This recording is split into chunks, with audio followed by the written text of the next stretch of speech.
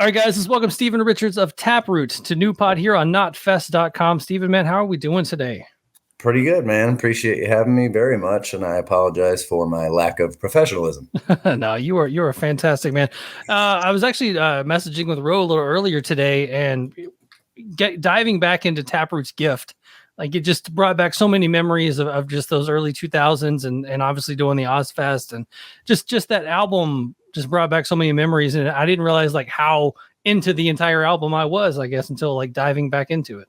Right on. That's cool. Me neither. It was all demos that we re-recorded. So that's why it's going to be kind of a knucklehead answers for a lot of these songs. Cause it wasn't like a go to LA, let's write and do some new stuff. You know, for us, it was re-recording, and we'll get into it. But the only song that we wrote for the record is called Now. Oh, nice. Mm-hmm. Yeah. I was trying to find if there was ever any kind of underlying theme of kind of those first, the first major label album, are there old, which you just said that Now is the only song you wrote for it, but kind of the early songs versus like songs you wrote for the album. So yeah, I guess you answered that question right out the gate. My bad. I'll answer anything you ask. Quit getting ahead of us, Stephen. Seriously. I apologize. Sorry. Well, Ro is friendly with Ulrich Wild. How did you guys come to working with Ulrich? Oh, for us, that was cool as hell because, we knew he engineered on like Terry Dates records, like Deftones and stuff. Yep. And like, to me, I'm a drummer. Like, that's how I grew up as a drummer. I got stuck singing, but Abe Cunningham and Terry Dates snare drum is like my goal. So like once we knew Ulrich was available to work with us, we were kind of going for the tone. And then we got to learn, he did like Static X and other stuff. So we were like, cool, bands that were relevant with us and similar. So it was kind of an easy choice once it was an option. Nice. Did he, a lot of times producers, sometimes bands will come in and they'll just have their situation ready to go. What kind of stuff did he contribute to? Did he help with writing or anything like that? Or? Not so much as far as like the rehearsal and writing. He was just really good. Like, we basically got him as an engineer, but when he stepped up as like a producer, he did. Like, for me, unfortunately, he introduced me to a life of port wine. So I have this, goddamn placebo effect that anytime I have to sing, I have to have port wine. So anytime you see me on the road, jumping off of stuff or starting mosh pits, I can't really feel a thing probably. But no, he also, like, at the time, we'd only done the demos, which helped us, get found and all that. But when it came to singing vocals and everything, it was like I didn't do a lot of doubles. I had a couple harmonies here and there that I knew where to go with because that's what I knew at the time.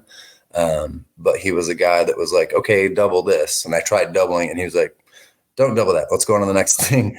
But then I said, like, I didn't realize that, like, on choruses and stuff, to make it fuller, that, like, vocalists doubled their own vocals. To me, obviously I'm whiny because I was a Michigan nasally guy. I'm a little better now, but it was, he was the guy that kind of introduced me to the idea of, like, to making it fuller, doubling. So on a little bit of the record I did, and, some of the other songs I didn't, but that was us at the time. It was just kind of go, play.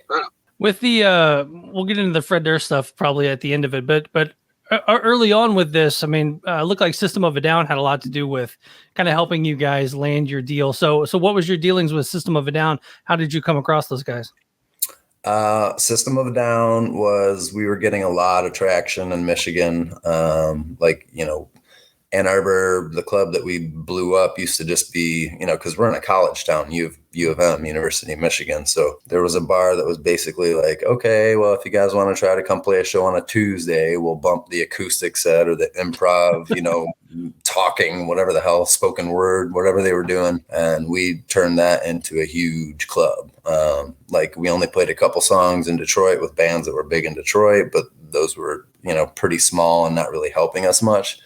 So we ended up bringing the Detroit bands to Ann Arbor, blowing the hell out of that club. So we'd headline that place, once a month, and we'd do a place, close to us, another once a month, rotate. And so we kind of brought the scene here. So because of that, wow, this is a long story. Because of it's a podcast, that's what we're here for. Fair enough. So like, instead of, reaching out for attention, we kind of brought it ourselves, which was kind of a unique situation. We weren't sending out demos like, please sign us, please sign us. We had that with Fred. We'll get there, but it was kind of cool. We just drew a lot of attention to our local setting. And, there were a lot of people that worked for Streetwise, passing out tapes. It was like one of the first street teams ever. And so through them, Velvet Hammer and Streetwise heard of us, and they managed System of a Down. At that point, it was like the only band they had. So when they came to Grand Rapids, they were like, all right, well, let's check out this Taproot band. And our day-to-day manager flew out. We didn't know him yet, but he watched us play, and he got right on the horn. It was like, we got to have these guys come to LA. Ro, were you with Streetwise around that time? Did you work with Streetwise, or was it a competing? Yeah, I worked there. I worked there for a time in 2003. Okay. And actually, in like 98, 99, when they kind of first started out, I was kind of helping out and whatnot, and then that's kind of what propelled me into the whole Roadrunner Street Team thing. So I know a lot of my kids were definitely huge Taproot fans, and they were on Streetwise and Band Bitch and Roadrunner and all these kinds of teams. So everybody was sort of everywhere, but you guys were always one of the main bands that people were always into. Yeah, it was really cool. Nothing like being passed out cassettes and then having crowds throw them at us, and totally being me. Like, why not listen to the songs rather than hit us with your cassettes? Yeah, no. Whoops. People sometimes need a little bit more direction, I think. Fair enough. Yeah, me too. Well, let's see what you remember from Gift, released June 27th, 2000, through Atlantic Records. Man, what do you remember of the actual the release day? Where were you guys at? Were you guys out on tour? Where were you guys at? Release day, we were out with Papa Roach, and that was Papa Roach's first national tour and our first national tour. So we did that together, and it was amazing because we ended up, we started in Sacramento, their hometown, and we ended in Ann Arbor, our hometown, with the club that I was speaking of earlier. So it was cool. Love the guys. That was the first time, we hung out with a certain band for, I think that was 2 months. And, so that was really cool. That was Gift. Their record came out like right before ours. So Last Resort was already like, okay, you guys will headline the whole tour. That's good. But then, like halfway through, Again and Again, and our album came out. But Again and Again was like our release. But it was no Broken Home by any means. Or Last Resort. Sorry, Broken Home. I used to go sing with them. So that's that was a great tune. Yeah, it is, for sure. Did you guys do anything that day? Did you go to a Target, a Walmart, try to find the record in a record store just to see it out? I'm pretty sure back then there was a place called Tower Records. Oh yes. And so we went there and bought a couple, each of us. Actually, Jared, our drummer, got a tattoo on his shoulder of the barcode just to see if like the scan would work. Did not so much. No, not so much. He's stuck with that tattoo. It means nothing. No, it does mean something. So just gonna look like a big black rectangle in a couple of years. In a couple of years, yeah. I don't know. He's actually, I don't know. So he did that before the record release, but we went to a Tower Records. We bought a couple each, and then then we'll get into the story. But someone else that we know that, got mad at us. Apparently we heard that he went that day to another Tower Records in a different city and ended up like driving over them all. He bought them all and drove over them. Like, well, you still got the sale, so it kind of defeats the purpose, right? For sure. Well, now if Jared buys the new album for his entire family, you've got like 15 sales because of the herd of kids that he has. Oh, I thought you were right. I thought you were talking about the new record. I was like, hopefully more than 15. Then the tattoos, the tattoos, I'm pretty sure work now. But we did sell a barcode for each record you guys put out. Oh, he'd run out of room. Down his arm. As long as he makes them small enough, he might make it down to his elbow. But really, quite a few. Well, let's dive into it, man. Track 1 is Smile. Mm-hmm. I mean, honestly, when this song kicks in, it has Taproot has a swing to you guys. There's like a swing to you guys, and I think that this track right out the gate, man, just kind of lays the groundwork for what's to come. Right on. Yeah, I agree. That was not a lot of people realize, but anytime there's like the really cool 3/6 riffs like that, it's usually me writing the guitar. And so for me, that was kind of the go-to, like you said, a swing beat. That's the way I write. Because I grew up a drummer and I do a lot of crazy stuff. Like Dominic, the best guitarist I've ever met in my life from Pulse Ultra, he couldn't even figure out how to play the Smile riff. Like when we toured with those guys. I know that I'm not trying to make this all about me, but that song was like, I knew when I wrote it, that was going to be the opener. And the cool thing about that song to me is it kind of starts off the bat is because people think that, because we're heavy and whatever, that we're like negative lyrics, but literally Smile, the song, is talking about how when negative stuff surrounds me, I used to be like, really checking my surroundings and what's going on. And I was surrounded by negativity so much, I had a lack of friends and everyone was talking shit behind me about my back, like the lyrics. So I tried to turn that into a positive, like making myself smile. And that's what the song is about, being surrounded by negativity, but still at the end of the day, my goal is to make other people smile because I'm a clown. I'll admit that for sure. But at the end of the day, I think it's a positive thing. It sucks that heavy music is always considered, like, oh, fucking demon shit or whatever. No, right. I was going for the opposite. Just like when we chose the name Taproot, we weren't trying to do Megadeth or Metallica or, all the bands that we loved. We didn't want to pigeonhole ourselves into just one thing, so we chose like a cool name that didn't limit us. And then Smile's kind of one of those songs that kind of was proving that I tried to go for positive stuff. And then the next song you ask about is going to be very similar. So go for it. Especially when it comes to new metal bands and all that kind of stuff. I mean, the lyrical content typically revolves around that kind of feeling, when you think about Korn's first record and stuff like that. Yeah. I'm wondering, like, when you deal with the fans with a song like Smile, do you get more of the, like, I hate the world kind of fans, or is it like, you guys, this song really helped me out kind of fan? More of the, you guys helped me out. Like that song in particular, I still think just comes down to like, oh, here comes the opener. It's going to be heavy. Like even nowadays, we're all old. Like the other night there, a pit started. It was very mild. I could hear bones creaking from the stage. Hips breaking. Yeah. No, I mean, like I see people sing along to that one, which is awesome. But it's also intended to just be like, oh, here we go. Boom, heavy, go. But no, I don't think many of our songs have much, go hurt them, go do anything negative. They always tend to be sing-alongs, like even, album tracks, which I would consider they're always like a lot of the fans' favorite songs, and they sing along and smile, not just because of that song, but it's never usually aggressive like that. All right, man, track 2, Again and Again.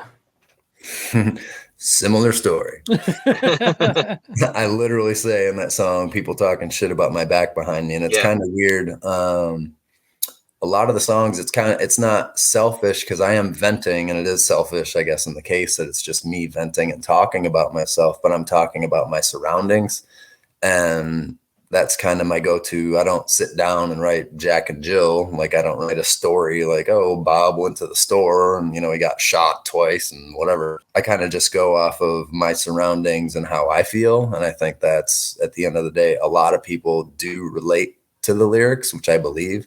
Sometimes when I go back, I'm like, wow, I actually wrote some decent lyrics. Not all of them, but like, it's kind of cool. Like even in hindsight, when I go back and listen to those, especially when, we had to relearn a lot of stuff for these shows that we're playing right now, it was kind of cool to like look back and be like, wow, like it's not the exact same right now, but it's the same idea behind, like the new stuff. So that's kind of just the way I am. Actually, I have a question about, so this was your first major label record, excuse me. Yep.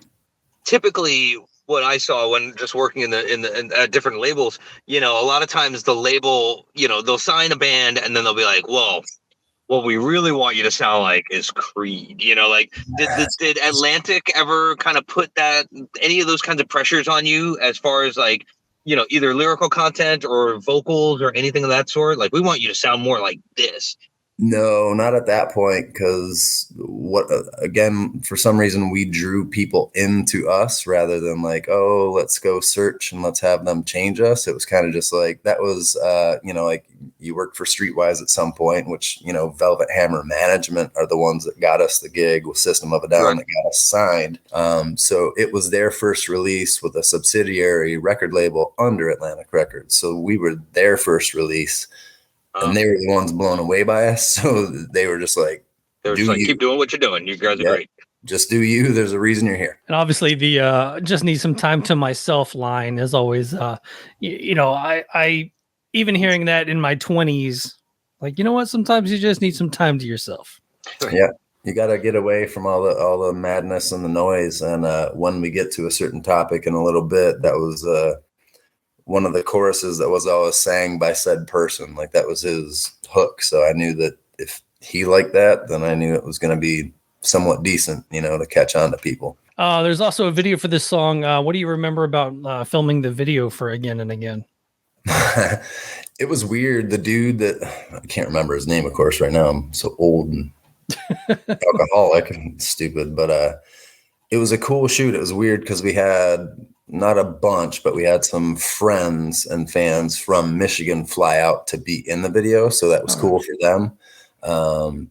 For me, it was just awkward. That was the first time of me like trying to be cool and look whatever, I just had a shaved head and a blonde goatee. That was me. And then I'm like, I guess I'll pretend to sing along. Like, that was one of the times that usually when you sing along to a video, you kind of at least sing with it. And I'm just sitting there like, so it's whatever. I'm sure they had to edit it, but actually I think the video for the time ended up being really cool. Obviously there are some performance videos, and it wasn't the time yet that we had to go stand in like an empty building. Yeah, not enough sparks in the background and right. There's the barbed wire fence. That's what I need to see for sure. Well, right.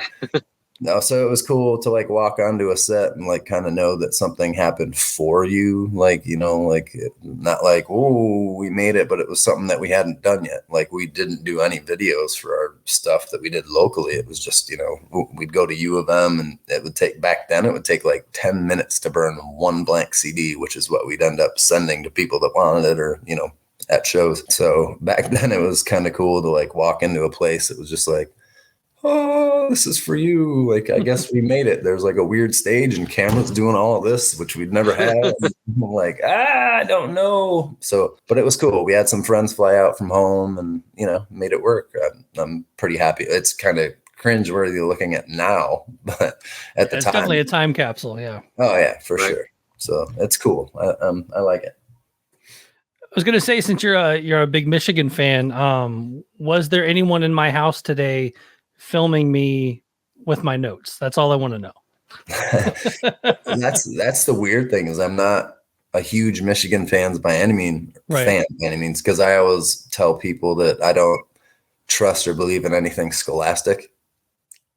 Okay. But in the most recent years, like say the 8 years when I got married to my beautiful new wife, her parents live, it's funny because they live here, which is across the street from my high school, but the high school's across the street from the U of M stadium.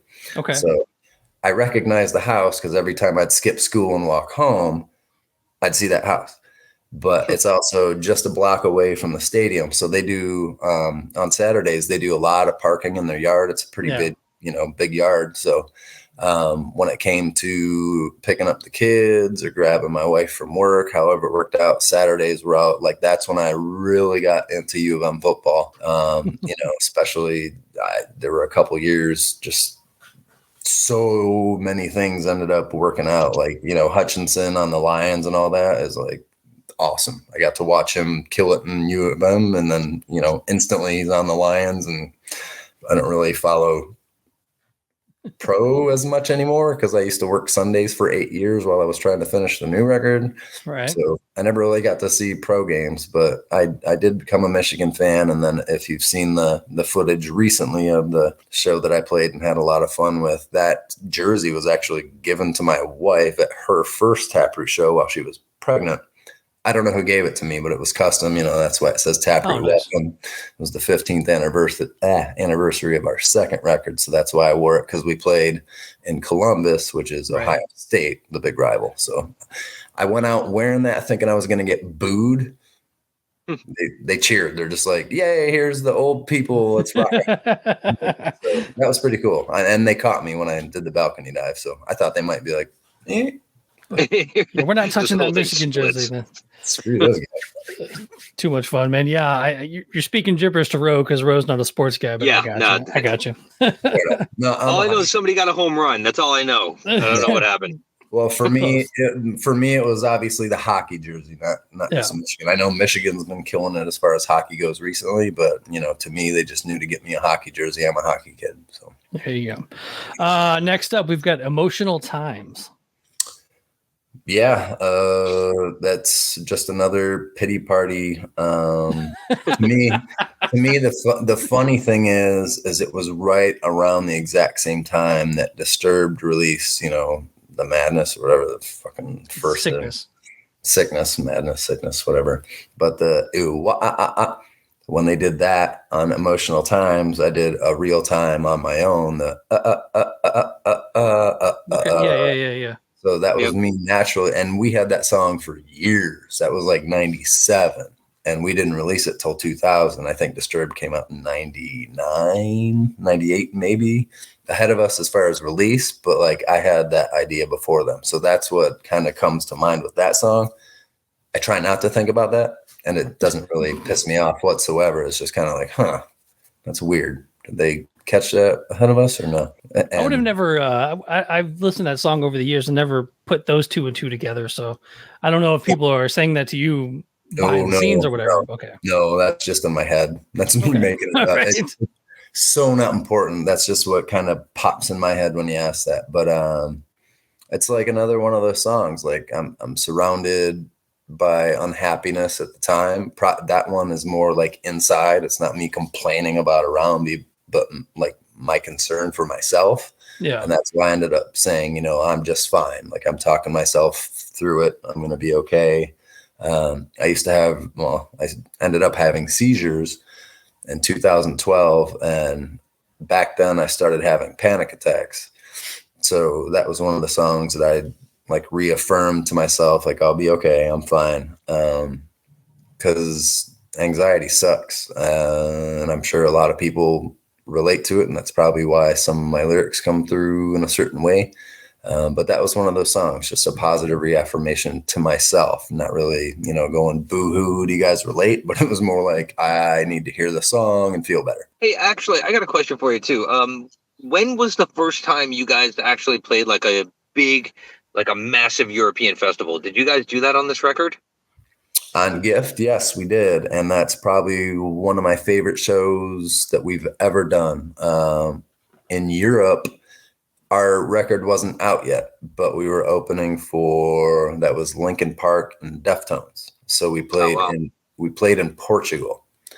And it was crazy because, the over there football fans, but to us soccer, they were doing like the human pyramid things that they do. They all just stack up on each other, and they were chanting Taproot, and our record wasn't out yet. But that was like mind blowing. Like A, we're in Europe. B, they say our name. They don't even know the record much yet. I mean, granted, Napster had come out already, but it was just a really cool feeling. And, the place is gorgeous. The people were so cool, but that was like our first beginning in Europe. And obviously for us playing with Deftones, obviously Linkin Park too. Most people don't realize Linkin Park used to open up for us, but like it was awesome. Like that started Europe off, and, we had some great shows. We had some bad shows. Well, I was just thinking in regards to like when you were talking about your first video about having like the cameras and everything like that. I always wonder what it's like when a band first plays their first big European festival and it's just a sea of people. It was amazing because it's like when they were doing the human pyramid and stuff. It's not like we walked on this stage. Like this was pre-show, and we were doing this with the curtain like obviously when we played, the curtain opened and they loved it, and that was awesome. But we were like, they're chanting our name and we're seeing these pyramids. We weren't on stage like, thanks for building pyramids. We're just like, oh my God, like, what are we gonna do? Knock out. So we tried, and it seemed to work. Excellent. Mm-hmm. All right, next up is Now. Yeah, that's the one that we wrote for the record. We wrote that in LA. That was the only one that wasn't already recorded at home and stuff. That was like a weird combo. It had a lot to do with my girlfriend at the time and being away from her in LA and stuff. But I always have multiple layers of not just personal speaking about personal people or friends or family. I try to make it universal so people do relate, but it is me just bitching on my own. But that was kind of more about missing familiar, like home. Like I was in LA, so at the time when I wrote the song, it was, kind of about being, I'm away, I miss you, I love you, that type of idea. And then just the chorus, I got to scream a whole bunch. So I'm into that. Well, I was going to ask him, kind of like with, when you scream Now and you talking about having like a drummer background, do you look at vocals more like patterns or like melody? I see a lot of melody, but I mean, I see the drummer side of you kind of using your voice as maybe, percussive.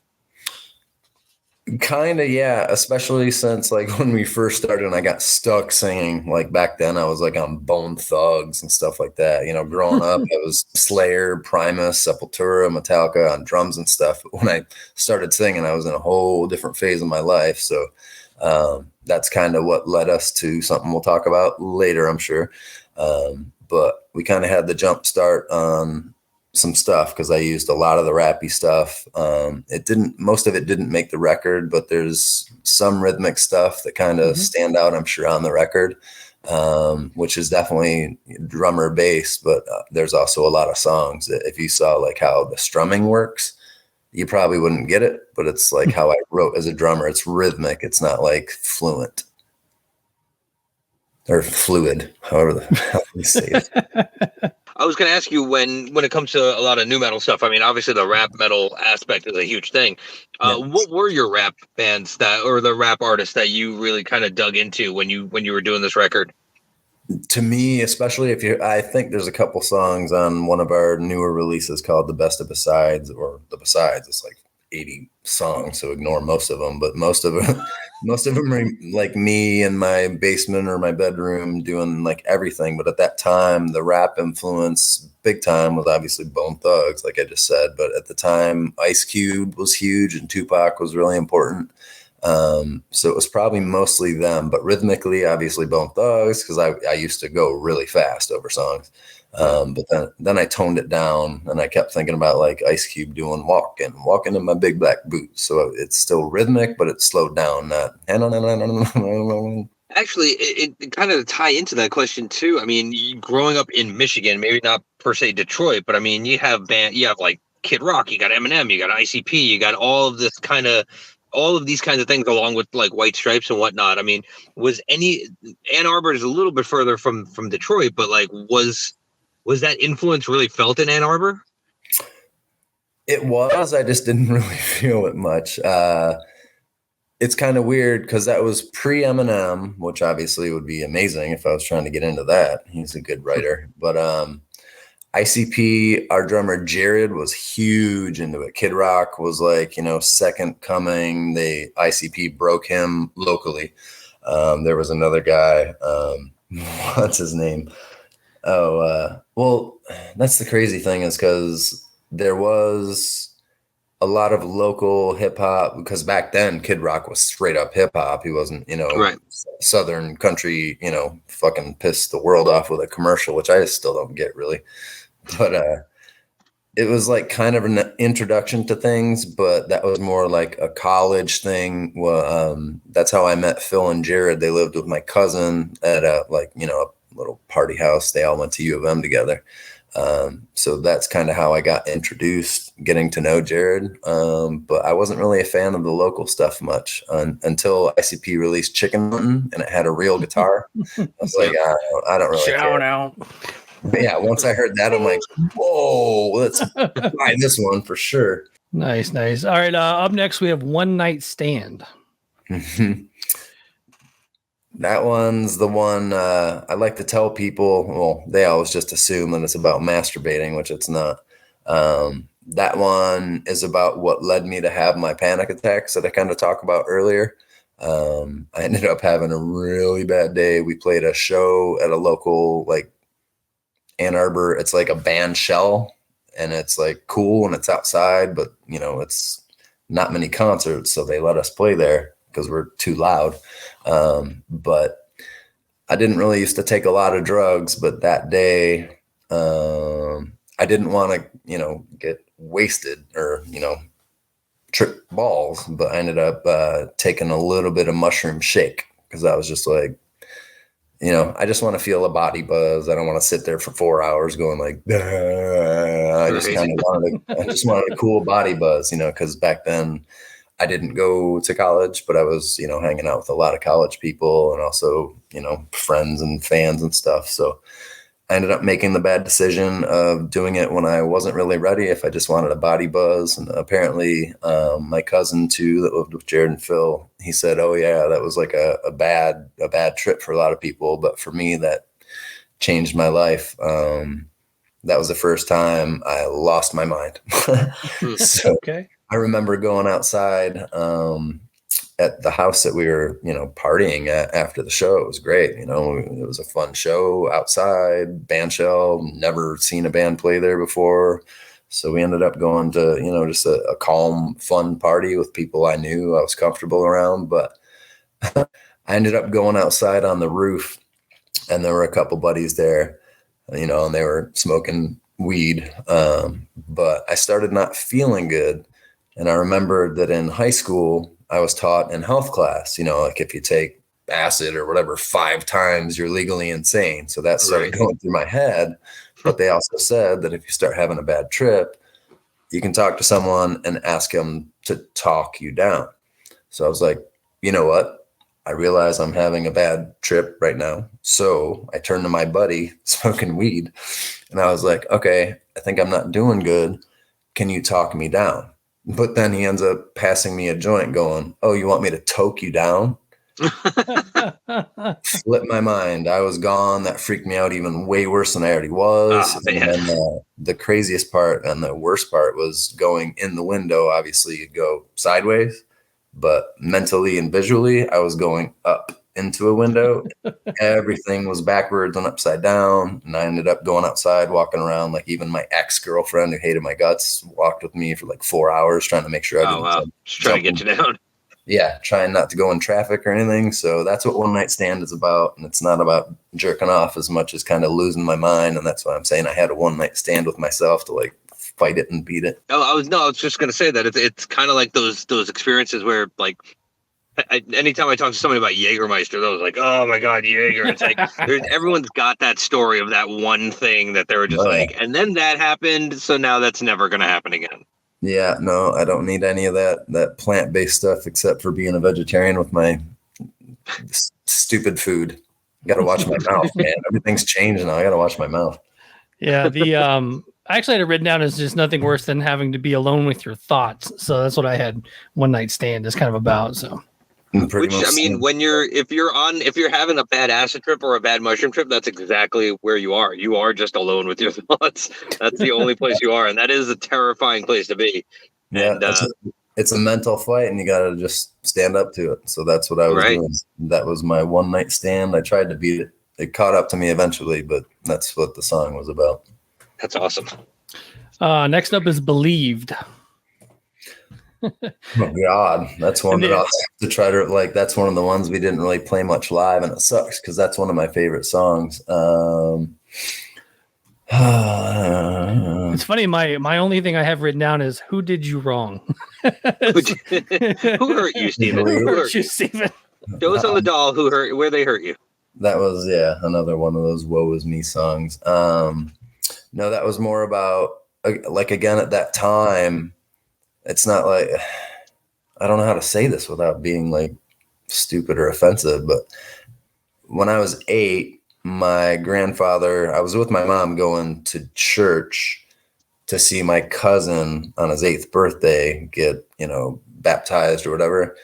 I remember 2 or 3 blocks away from the church, my mom going, "Dad," and we were way far away. And when we pulled up to the church, she saw an ambulance. So she knew, she had that feeling, guttural, a couple, blocks away before we even saw an ambulance. And she knew that it was her dad. And since that day, we kind of stopped going to church.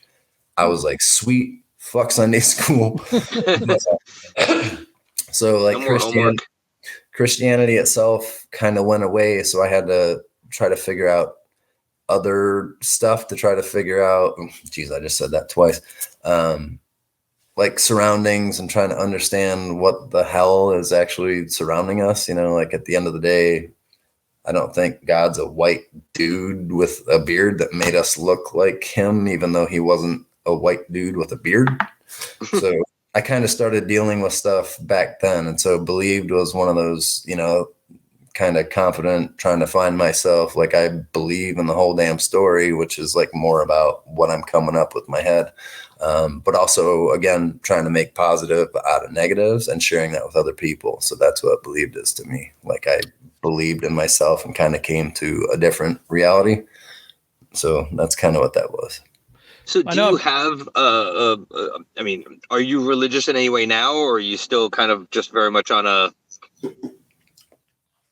If you want to label me, I'd just go with agnostic. I mean, there's something created, whatever reality is. But like I said, I don't think it's a white dude with a beard. Now, do you feel like after a situation like that, was it simply a questioning of faith, or did you like question your own faith? Because like back then when you're a kid and you're going to Sunday school or you're going to whatever CCD or one of these kinds of playing or church on Sundays, they don't really explain a whole lot about what your religion is. It's just like, no, you're going to read from the Bible and do this, and people usually have that experience of like, oh, well, this happened and that's when I lost God. I mean, for you, was it like kind of a lost God thing, or was it just kind of like, woohoo, no more Sunday school? Pretty much woohoo, no more Sunday.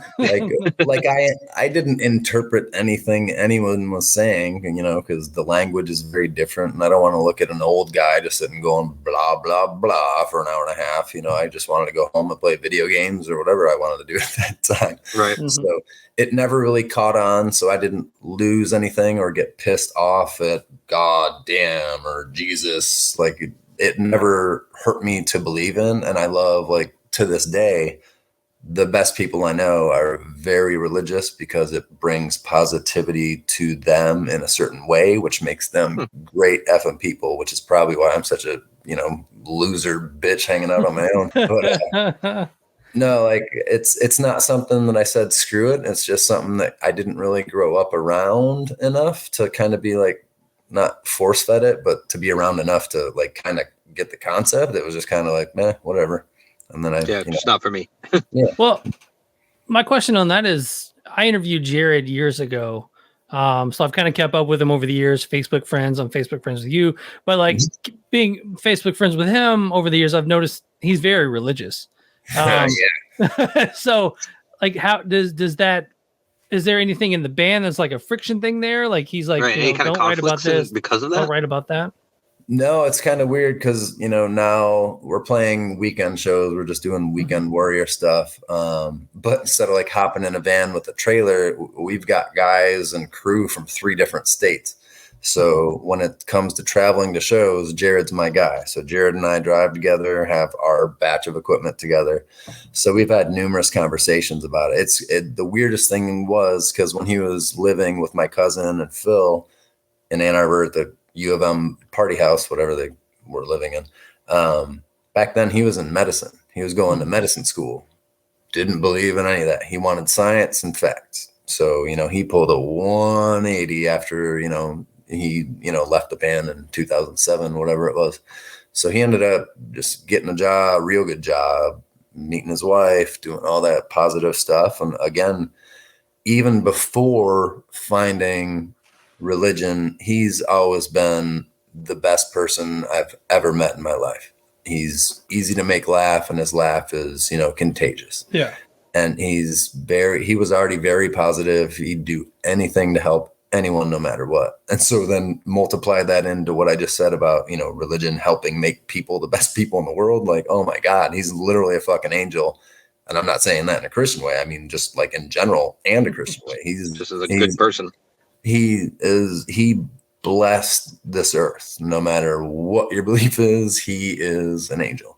And so the weirdest part is, like you're asking, like on the drives to shows, it's just him and I'll kind of say a lot too much and be like, like not like philosophy, but, I'll drop a couple like Jesus, and then I ended up telling him, I'm like, what's fucked up is that when you say Jesus Christ, or you say, God damn it, like it's not actually you deciding to say it's your fault. God, fucking Jesus. Like it's more so like actually asking for help. Like when you say, or blaming something else, if you say Jesus Christ, you're not saying it's your fault. It's like Jesus Christ, help. Or, God damn it. Like, I'm not saying God damn me. I'm saying God damn what just happened to me. And he was like, that's fucking really cool. Like, that's very true. And, but he's also a guy that, agrees that, there's certain things in the written book. Jesus. But, he picks and chooses what he knows to believe and kind of, here's a story to fill the gaps and stuff. But while he is a true believer at the end of the day, again, I don't think he thinks God's a white guy with a beard. You want to read off this next album song title? I don't know this one. Mentobe? Meant to be? Yeah, that's when I started. Oh, meant to be. Oh, Jesus Christ. Yeah, and there you go. Mentobe. That was before we met Toby, right? And that's when I just started my nonsense thinking I'm clever. Like, because it's like, we are to become men to be, like we are to become men. But then it's also, like it's meant to be, like it's going to work out for us, because at that point in time, I'd already kind of given up on hockey. My entire life, my mom had my back. She never forced school, never forced, I ended up trying to kind of, but it didn't work out so well. But it was always, I grew up playing drums since I played hockey when I was 3 and then drums when I was at 4. So those were the only 2 things that mattered to my fucking life until I was like 17. It was like, how'd I do on the ACT? I didn't even take the SAT. I did the ACT to get into college. I made it into Eastern Michigan, but then realized I graduated high school with a quarter credit too short. Like when I walked, I only walked the stage for, high school graduation for my mom, just so she like had that. So I was like, okay. But like when I went down, they gave me my diploma. You open it up, there's no diploma. It's like, fuck. Right. So I had to go to community college for like 2 classes just to get my degree. So I did get my degree, or diploma rather. But yeah, it was weird. It was always just hockey or music. And around that time, it was kind of like I made Eastern. I didn't make it into Eastern school, but before the school actually started, I made the Eastern hockey team. And it's a club. It's not like a grade A, college U of M or anything, but it's a college hockey team. So I made the team, good to go. You didn't graduate. Okay. So kind of hockey went bye-bye after that, because I, missed out on that opportunity. But that's also the same time. A lot of people, think 97 was the beginning of Taproot, but most people don't realize that it was like late 95. Mike and I started Taproot with 2 other guys from local Detroit bands, but it was like almost an all-star band. But I was actually the first drummer of Taproot, and we were more like wannabe Rage Against the Machine and stuff.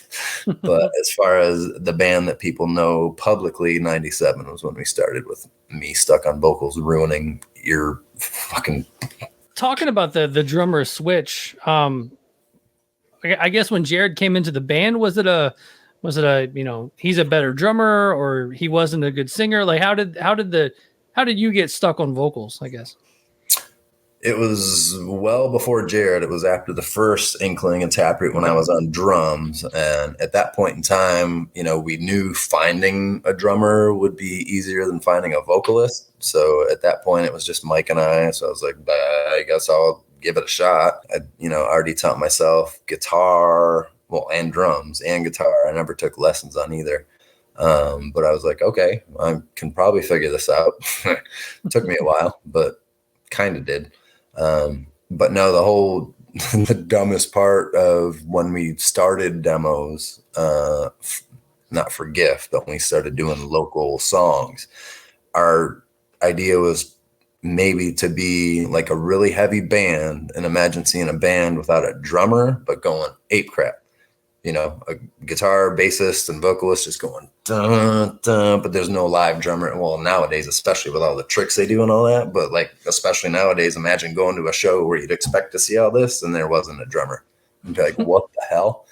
But so we invited Phil, knowing he was a bassist, you know, at that point in time, he was just a bassist. You know, we needed a bassist. He was cool. Let's just play some bass and let's write some songs. But so we played our first and only show in that format. And I was already a wanderer. Like, you know, I'm known for kind of leaving the stage because I love being on stage and going crazy, but I also love getting out there and interacting with the people.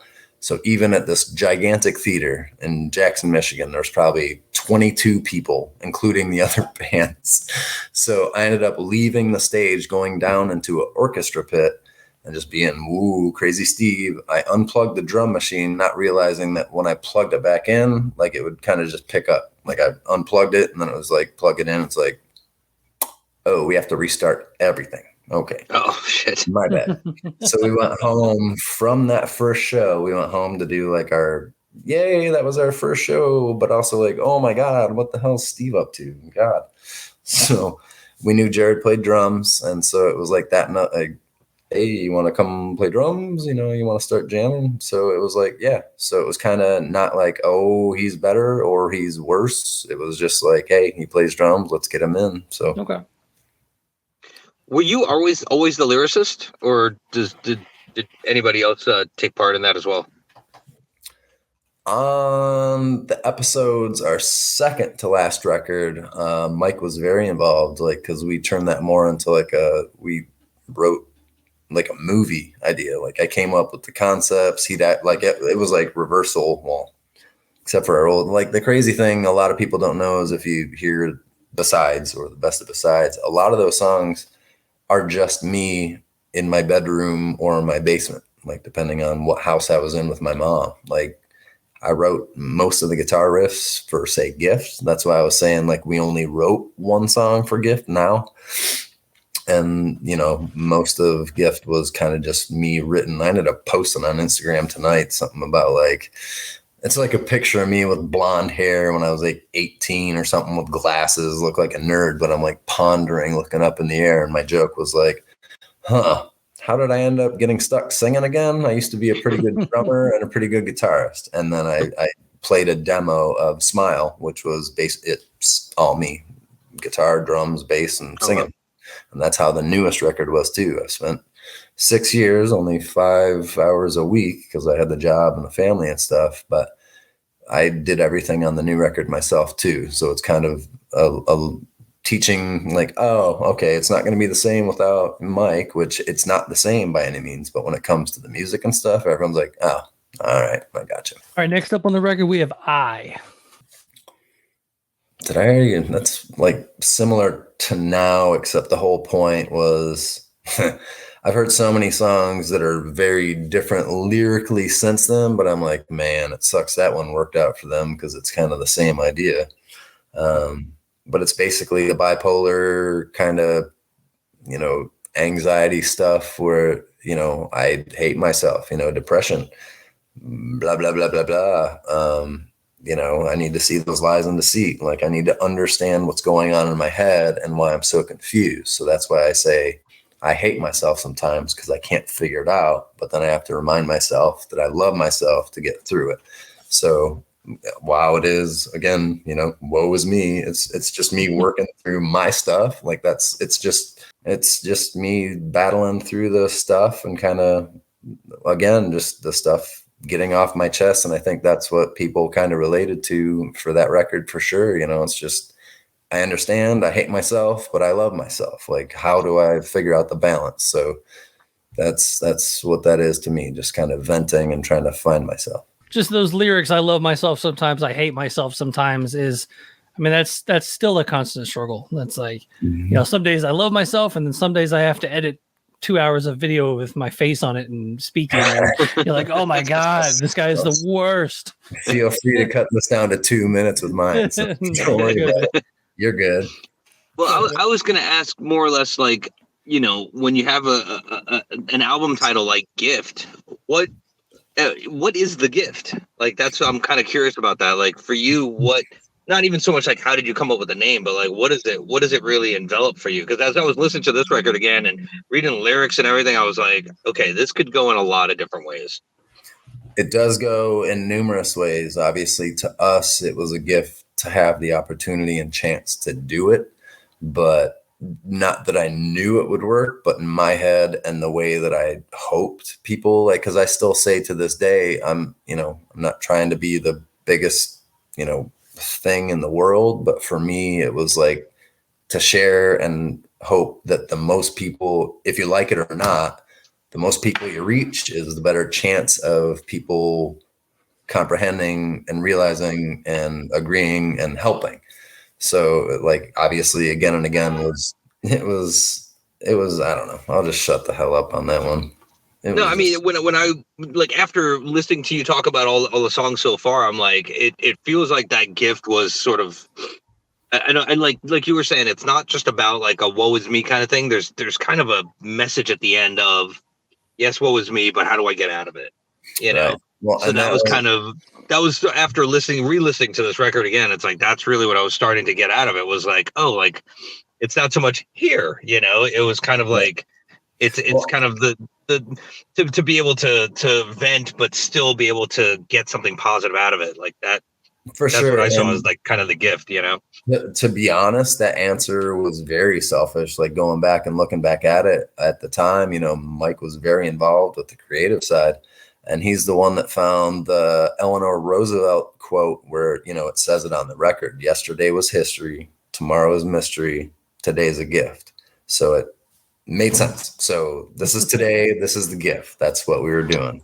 That's the most realistic answer, not just this is what it meant to me. But no, it started with that, but I interpreted it a certain way. Just like the name Taproot, he found in a thesaurus, and it's literally the first root that grows up that begins spreading of the roots.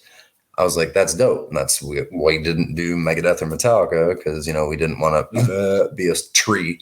We wanted to be able to branch off and do whatever. And to me, growing up with my crazy ass dad, he surrounded me by like a bunch of wannabe Native Americans in Malibu, California, twice a year. But I knew with those guys, Taproot meant soul.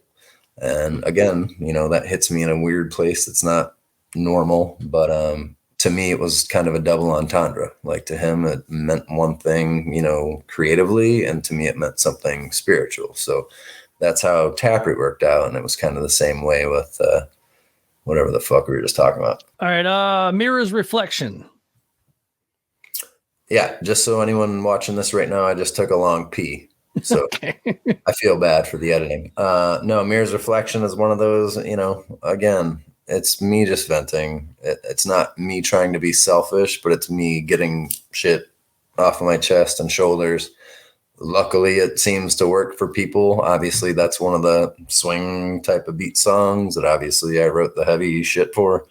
But the lyrics are just the same shit. Like if you look in the mirror, like I love myself and I hate myself. It's the same thing. It's not just my physical like appearance or anything. It's kind of just like what the hell is going on in my head, because at that point in time I was doing more metaphysical type of studies with people. My mom's psychic friend who was actually phenomenal, and I actually kind of believe in that. It's hard to explain because most people don't, but had some decent experiences with that stuff. But she taught me the phrase is anything that you think about yourself is actually projecting on to someone how you feel, and then it comes back at you, rather than like putting yourself out as like, hey, I'm happy. They'll see you as happy, so then you feel happy. It's like whatever you show yourself as to other people is where you're at. So rather than finding out where you want to be, it's kind of just meh. So then people see you as meh, which makes you meh. So like Jared, his mirror reflection would be amazing. Not because he's the hottest guy ever or whatever, but he is the most positive person in the world. So, is that a car? What's that? Nothing. I just heard some weird. That's it. It wasn't my house. So, but no, mirrors reflection. It was more about like you get what you put out. And again, like I was just saying a second ago, Jared puts out so much positivity. He gets that fulfillment too, which only makes him, again, the best person I've ever met in the entire world, except for my kids and my wife. I've gotten shit for that. Hopefully she doesn't find this one. I'll send it to her and bookmark it. Right. Yeah, I mean, the theme of the album does seem to be a lot of self-reflection, just like you said, venting, putting yourself out there. Was it tough for you to put yourself out there emotionally, and hopefully dudes that you went to high school with didn't want to like give you swirlies and all that stuff? Well, that's the thing, is a lot of the stuff is actually surrounded by band dudes and our friends together. Like we were already playing as a band and stuff. It's not like directed. There was a song that we had well before we got signed when I was doing the rap stuff, and it was all just 808 drum track stuff with guitars on it. It's fucking awful. It's called Negative Reinforcement. That song was about one person in particular, and not in the band, just surrounding, or Again and Again, which is also people surrounding, not one person. But I don't know. That's just where I was. Like, that's what I wrote about. Like, I have, like, you can ask me right now anything in the world that you want to ask me. I will answer it. No problem. Like, there's nothing I'm offended by or find offensive, really. Like, anyone, that's why I say, if you burp, say you're welcome. And people eventually say thank you. Like if you walk into a bathroom and like, oh, I'm sorry, it stinks, I took a shit. I'm like, well, it's going to stink after I shit. What the fuck? Who cares? Like we all do it. If a girl spits, oh, I'm sorry, I just had to get that. Oh, I spit too. Who cares? Right. So I don't find anything really too personal or offensive, unless it like hurts me on a heart level or something. Like I don't. I'm just here. I'm trying to love life, and I'm trying to, understand people back too. Like not just, hey, your lyrics mean everything to me. Well, I look around and get stuff from everything too. So I look for positives. So whatever, shit, if you want, puke, you need to, stinks, whatever, mine does too. We all do it. Did you ever feel like, because due to the nature of your lyrics, and yes, your lyrics are definitely, there's kind of a therapy at the end, if you will, of your lyrics, because a lot of it is sort of woes me, but then here's how I can unwoe myself. Mm-hmm. But when you back then, especially with fans and whatnot, probably coming up to you, like, I can imagine like how like they're almost looking for you for therapy, Did that get like overwhelming after a while? Like, just go show after show after show, and people are like, "Oh my god, thank you," But it's like, did that ever weigh on you? Like feel, I could imagine just show after show, just all these fans. Just eventually, you're just like, okay, like I need to go and pet a puppy. Like, I need to just go cuddle with a cat right now and not think about everybody else's problems. No, but to your question, honestly, it didn't freak me out as much. It's hard to explain. Like it actually helped me out more because then it felt like that not just I was heard, but that people understand me, because I've always been alone. Like you made a joke earlier about, high school and the wedgies and stuff. I never went to high school. I've never had friends. Like I've only had 3 real friends in my entire life. I just skip school, go play drums. Skip school, I'll go play hockey this morning for the school. I'll smell like crap because I'm gonna shower with dudes that aren't my friends, and then I'll skip home. So I've always been kind of a loner. I've only had a couple like true friends in my entire life. So to get out there and meet people, which is kind of awkward for me still to this day, like that's why it's really cool getting back on the road and playing some shows on the weekends right now. We do know and recognize a lot of our fans, but it's also like we're at the point in our life where it's like, oh, my dad got me into you guys, and he's standing next to his dad. Like, oh my God. But it's like, that's fucking sweet, because on the flip side, that's still cool. Like, when we grew up, it was like whatever, like it was past Zeppelin, past all that stuff, but we heard it all the time. So obviously we'd know Zeppelin and all that stuff, but it wasn't being forced down our throat. It's just kind of what we heard growing up. So it's kind of cool to like know it past generational too. But it was always just like really reaffirming to me that people understand, or at least I believe what they're saying that they understand, that I didn't feel alone, because I've been alone. Like it was just my mom and I growing up my entire life, a couple friends here and there, but like it's cool to get to know people that feel the same, or at least tell you that they understand. And sometimes they think something's a different way, but that's how they take it. And it all comes back to just being understanding in some way, shape, or form of feeling the same, which is really nice. Yeah, basically you are to when we were kids, it would be like going to see Bob Seger and be like, man, my dad got me into you, like. It's messed up. Not messed up, but Bob Seger went to my high school with my aunt. And if I go find my mom, she's passed away now, but if I go find her yearbook, she was same grade as Iggy Pop. So Bob Seger and Iggy Pop preluded Taproot by far. Who cares about us? But no, but it's the same high school. That's awesome.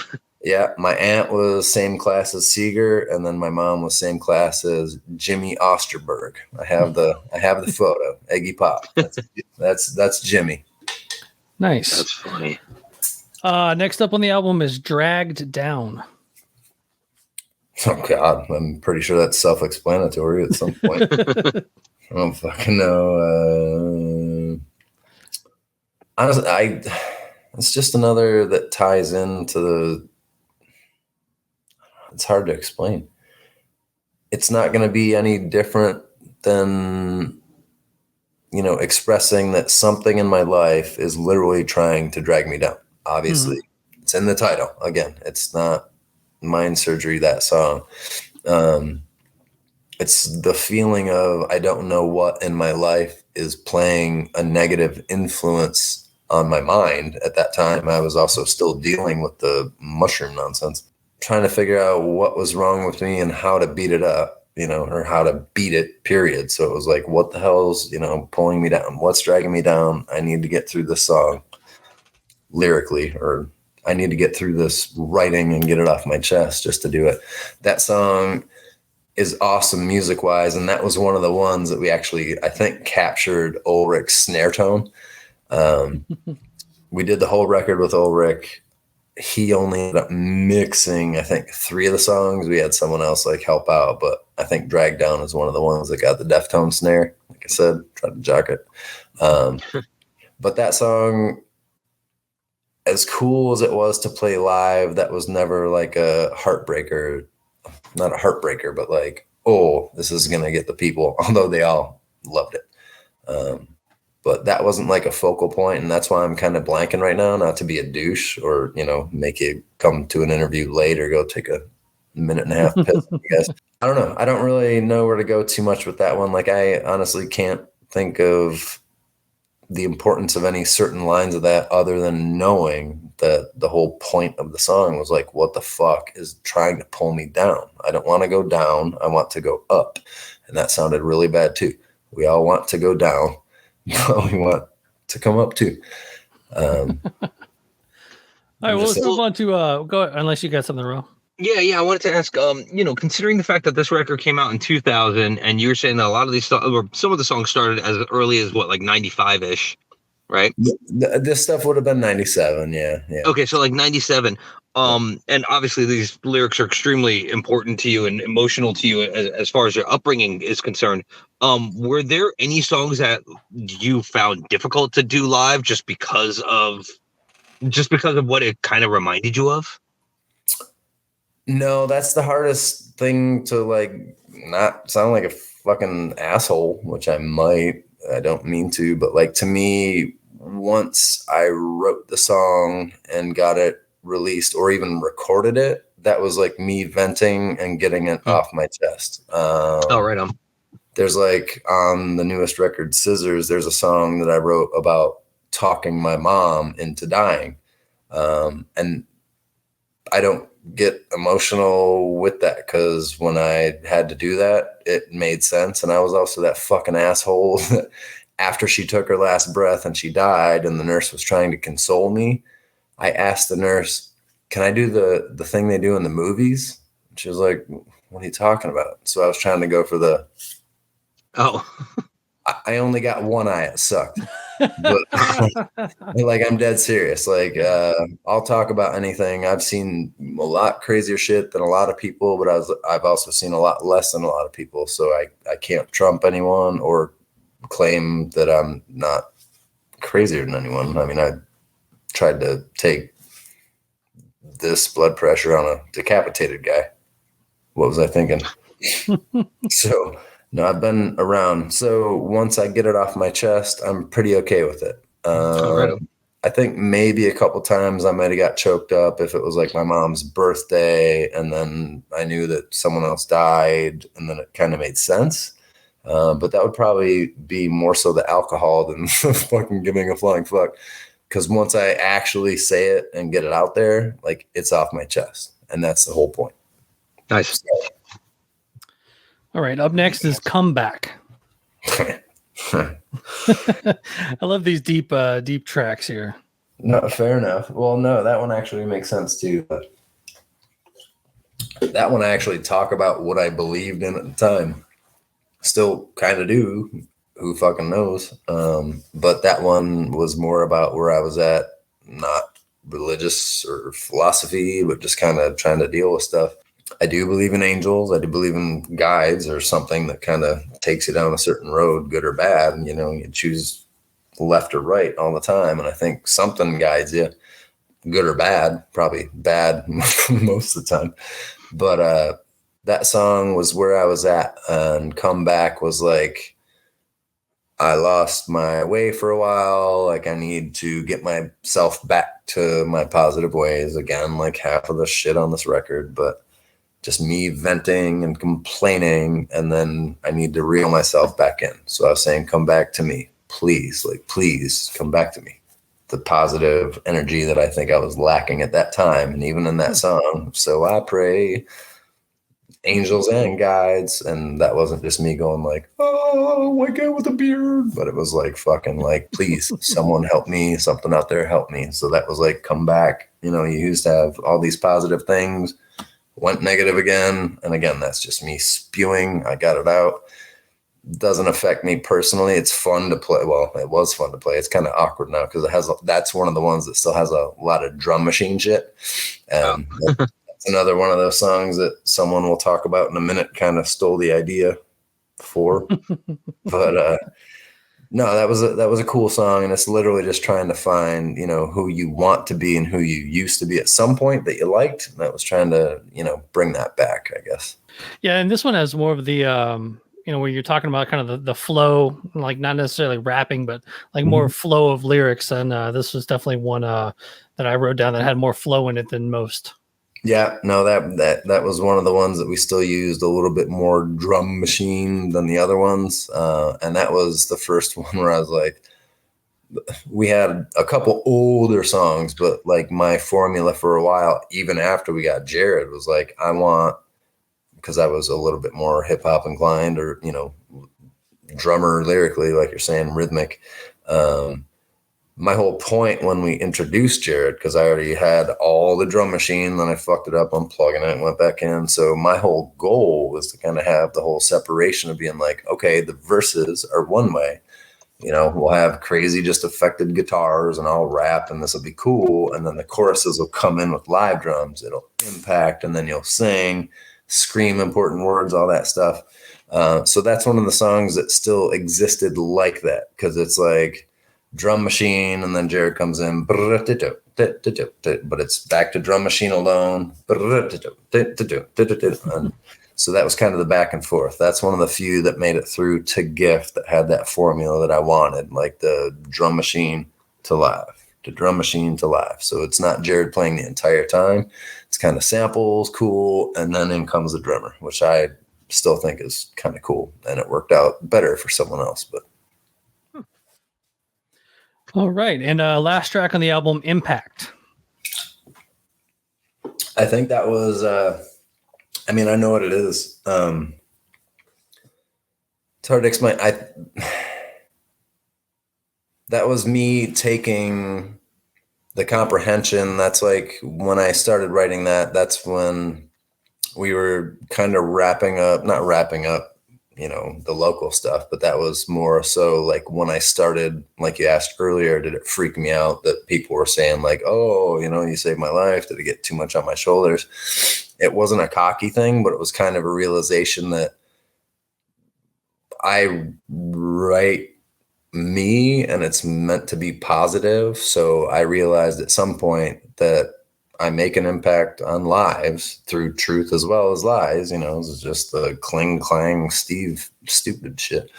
But it was me kind of coming to grips with the importance of, you know, influencing good or bad. So that's kind of what the whole idea of that song was in general. No, I mean, it's pretty self-explanatory. You know, it's while it's derived because people were making an impact on me by what they were saying, it's me coming to grips with, okay, I'm actually making an impact on them. And it was like one of the songs that we on Gift obviously talked about earlier. You know, we're heavy metal. All the songs are just about Satan and, you know, suicide and all that stuff.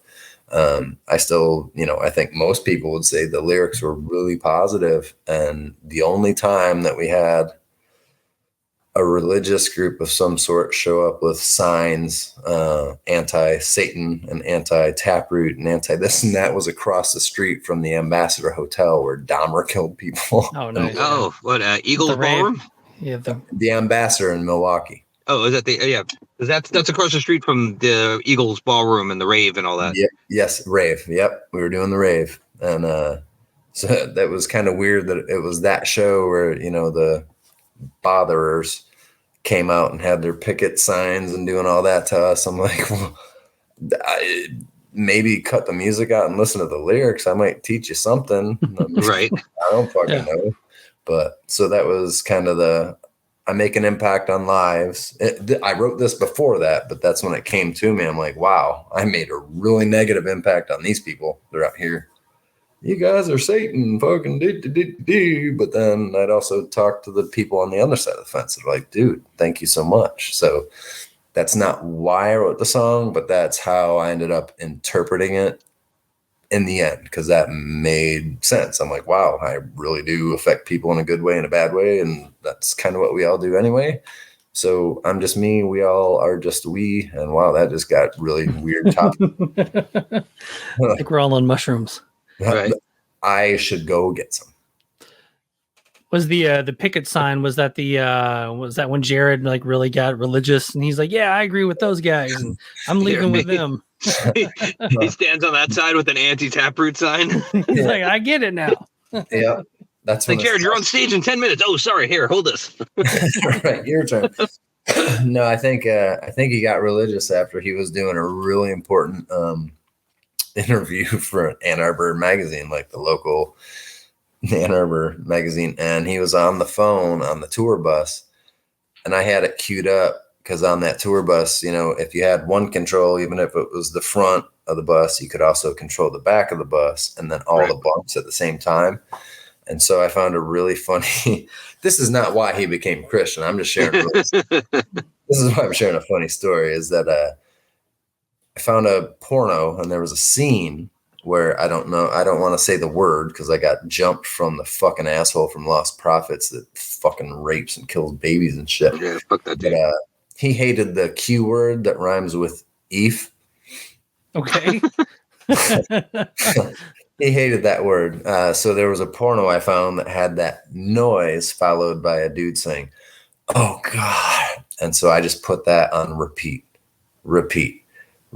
So he kept trying to go somewhere else in the bus. He just could not get away from it. Jared has the infectious laugh. Once he starts going, he can't stop. He tried going to the bathroom on the bus, could not get away. They canceled the interview. That's not why he went so crazy, but that's just right. He's like, after that, I found Jesus. Yeah. Oh my gosh. Like, geez, God, you are Satan. Fuck. Right. Good story. Sorry. Wait, wait, was it the actual queef noise or was it just the guy going, "Oh yeah"? Oh, it was the noise. Yeah, it was. Oh, it was the okay. Yeah, it straight up was like, oh, Luke. That's awesome. Mm-hmm. So as we wrap the record up, man, obviously we can't talk about this record without talking about Fred Durst. And I know a little bit of the story. Honestly, I don't know the whole story. So let's just kind of go ahead and get it out there. At what point did he start working with you guys? To what level was he working with you guys? Kind of, and all that. That was when did their first record come out? 97, 98? 97, yeah. 97. So that was like right when we started getting like all of our ducks in a row, pretty much gift basically, just not professionally recorded yet. So being in the college town of the University of Michigan, records would be submitted to writers for the college magazines to try to get promotion before the albums came out. So the kids would get, that wrote for the paper, they'd get the CDs, write a review, and then they'd go sell it to a local resale place for beer money. Okay. So we'd seen Biscuit, we'd seen Korn, we'd seen them together, and we're like, wow. And then we went into the store, Mike and I, just looking for random ass CDs, and we came across Biscuit, and we're like, holy shit. So we grabbed it, and that was 2-3 weeks before the first record, $3 Bill Y'all, before that came out. So on the inside of that CD, it said something, like, hey, send demos to here, there, whatever. Here's the address, send some demos, we'll try to help. And so we were like, sweet. So we had like a 2-week head start on other bands. So we were probably one of the first. And so he was probably like, yeah, this is dope. Yeah. I don't know. But so we had the head start. It was crazy. Like he got back to us. I'm pretty sure it was, back then there was no cell phone. So I'm pretty sure it might have been letter first with a number. And then I called it. I'm not exactly sure, but we had the head start on other bands instantly. Like I said earlier, when he'd play Detroit a couple times, when he'd play Detroit, I'd go up and sing with him. But one time he came back to my house where we rehearsed in the smallest bedroom in my house, like really tiny, maybe like 12 by 10 with all our gear and a drum set. Sorry. We came to Ann Arbor from the Detroit, after a sound check, we came to Ann Arbor. We took them to Subway, like right down the street. Fancy. And they were like, oh my God, what are you doing here? I'm like, holy cow. Like, at least someone at Subway knew who he was, but we took him to our place, and that's when he started learning the Again and Again chorus. Like, he just loved that fucking chorus. So he was always cool. He was never, after that song, he brought me out to his house in LA. Like, I have so many cool stories. Like, that's the first time I ever got to hear Deadsy, like a demo he had of Deadsy, which I love. It was also, he went to go get his Mercedes washed, and I'm sitting there fucking like, I don't know. But he's singing the song again and again. I just need some time. I get it. Yo. So I'm like, that's fucking sweet. Even when I was staying at his house, he was dating someone that was married to a basketball player. She was really hot. All right. Her name might have had what we were driving in her first name, as well as what we are. So Carmen. Carmen. He sent me to go pick her up at the fucking Viper Room. I'm like, what the hell? I'm a fucking, at that point I was probably 22, whatever, from Ann Arbor, Michigan. Like, how the hell am I going to go into the Viper Room, pretend I know anything about LA, and then go talk to the hottest chick I've ever seen in my whole life at that point? Luckily, she wasn't there, so I didn't have to do that. But no, Fred took me out. I also got to sit in the Significant Other, the second record, which had the Nookie, which stole my formula. I got to sit in the Interscope meeting, and that's where I got to hear the record for the first time. And I was like, oh, Nookie's way better than ours. He was always cool. Like, I never had a problem. I still don't have a problem whatsoever, because at the end of the day, what he offered us was a demo deal. Like, we'll go record 2 or 3 songs. If Interscope or Flip, whatever it was called back then, if they were interested, then we'd get a record deal. But at that point, we just opened for System of a Down. Velvet Hammer was like, go, Rick Rubin, LA, come on, like, dude, Atlantic, everything. So we were more interested in going like, hey, we can get a record deal with a really big company, not like a maybe with a smaller company.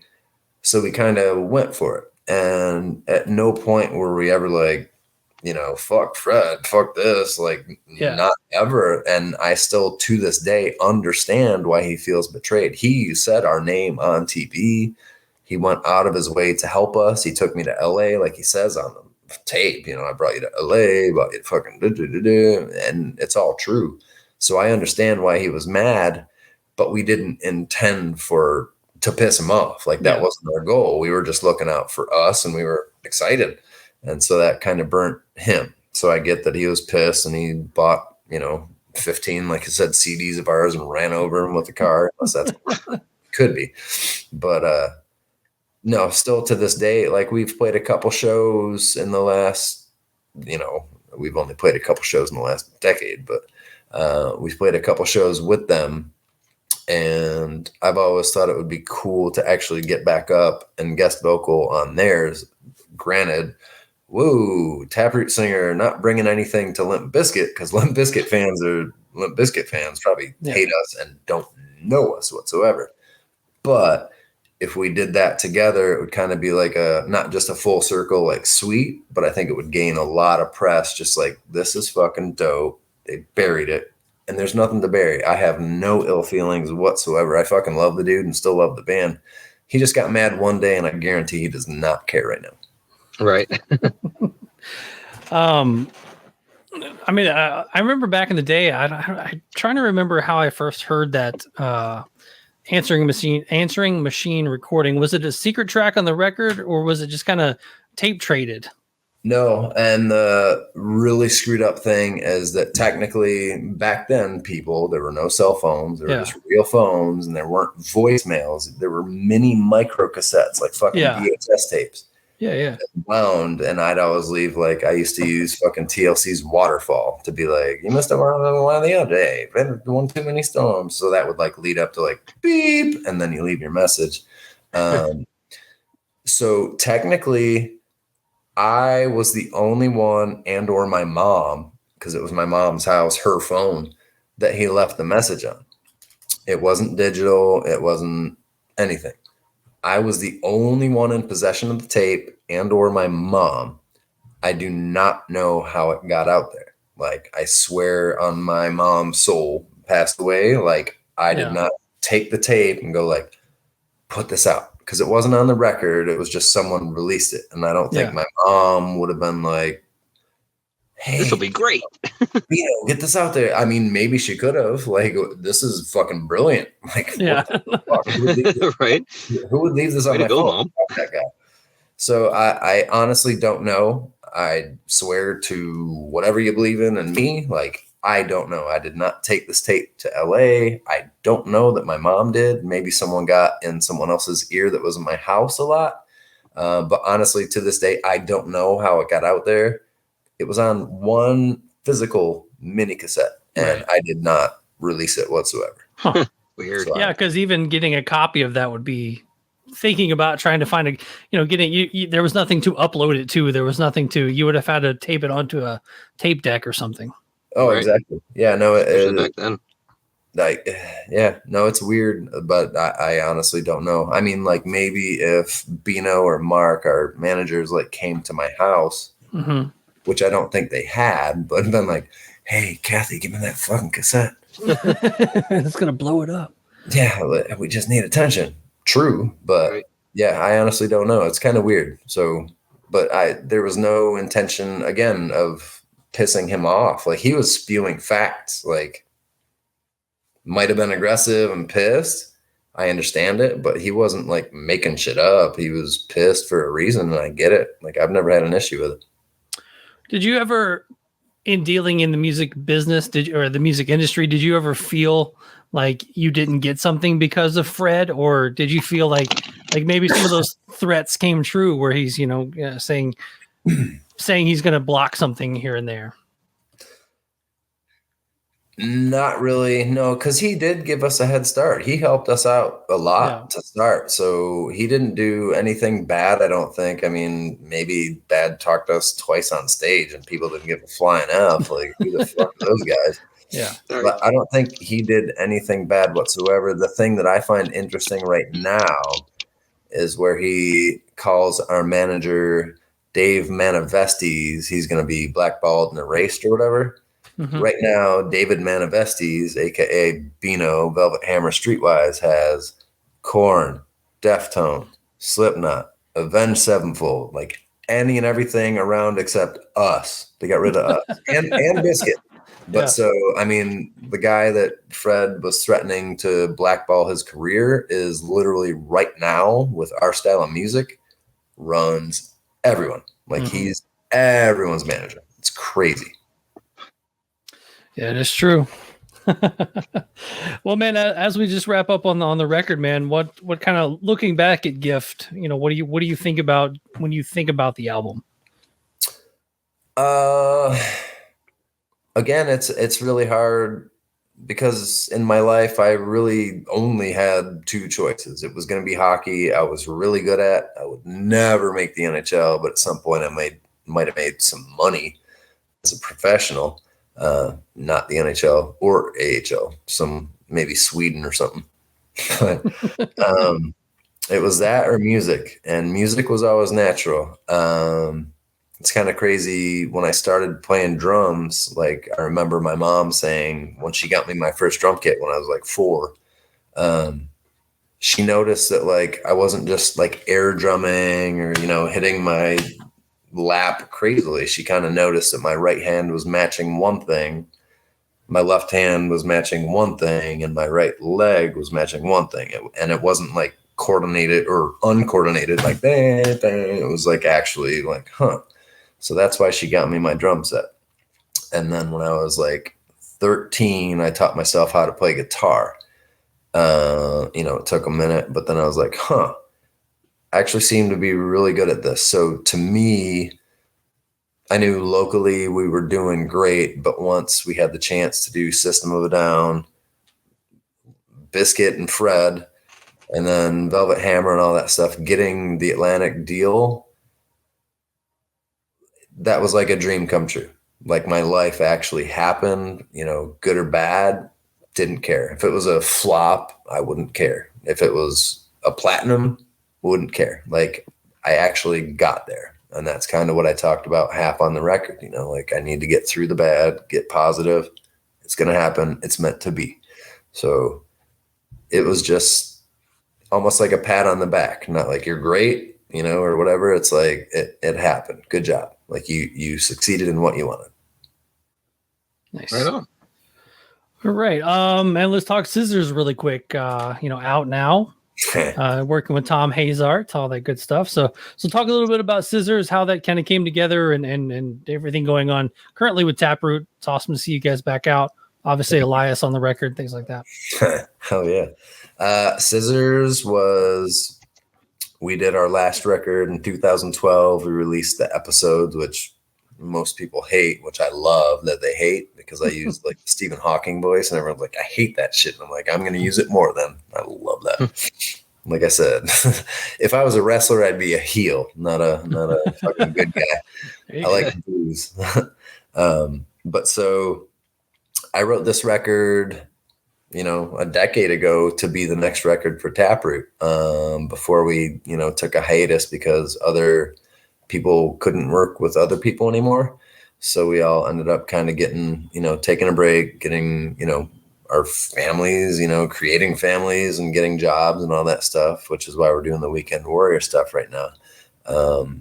And I think I said earlier, it took me 6 years to do, but I could only do 4 or 5 hours a week at like 5:30 in the morning. And that's what's crazy to me on the new record Scissors. People are like, oh my God, your vocals are so good. I'm like, I was saying, like, they're mostly scratch vocals of me at 5:30 to 7 in the morning. And they weren't like me sitting there like, bad, redo, bad. It was just me like laying down tracks for me to remember how to do it and what I wanted to do. That went out the window. Like, it's literally scratch tracks of me at 5:30 in the morning. No vocal, preparation, which I don't do anyway, except the wine. I wasn't drinking that early. But it was just kind of cool back to form. Like I said again earlier, a lot of people don't realize that, when it comes to writing the music itself, that's kind of been me for the most part.